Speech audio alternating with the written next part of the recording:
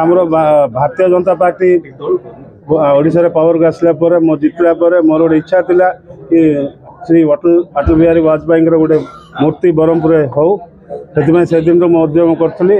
आज जन्मदिन उपलक्षे श्री मनमोहन सामल राज्य सभापति को डाकी आम से इनाग्रेसन करलु। मो बहुत बहुत धन्यवाद जन मनमोहन भाई को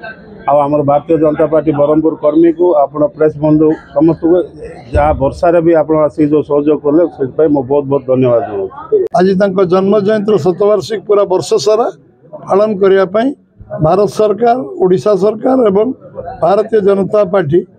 समस्ते नीतिगत भाव निष्पत्ति नहीं सारा समाज 140 कोटी देशवासी को जोड़ी जड़े सर्वमान्य नेता अटल बिहारी वाजपेयी आज ब्रह्मपुर जो भाव में स्थानीय विधायक स्थानीय सांसद प्रदीप पाणिग्राही अनिल जी कृष्ण भाई एवं मनु भाई समस्त उपस्थित आज सबू नेता कर्मी वर्षा प्रतिकूल पाग सत्वे प्रतिमूर्ति जो उन्मोचन है गोटे जीवंत प्रतिमूर्ति से राज्य तरफ ब्रह्मपुर मोर समस्त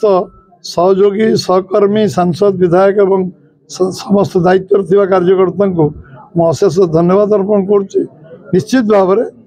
से आम समस्त प्रेरणार केन्द्रबिंदु थिले उत्साह केन्द्रबिंदु थिले आम मार्गदर्शक थिले आ सबुदिन मार्गदर्शक रहिबे से भली एक शतवार्षिक वर्ष सारा जो विभिन्न कार्यक्रम पालन हम आपण माने से वर्षार कार्यक्रम खूब शीघ्र आपण आगे जन दिज्व सांबादिक संवाद संस्था को जन दिज्व कारण ये वर्ष सारा सबू पूरा कार्यक्रम गोटे चूड़ांत निष्पत्ति आम राष्ट्रीय सभापति नाडा जी एप्रुवाल कर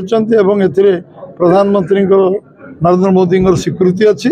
एवं ये कार्यक्रम वर्षा चलो ये आरंभ आज ब्रह्मपुर आरंभ है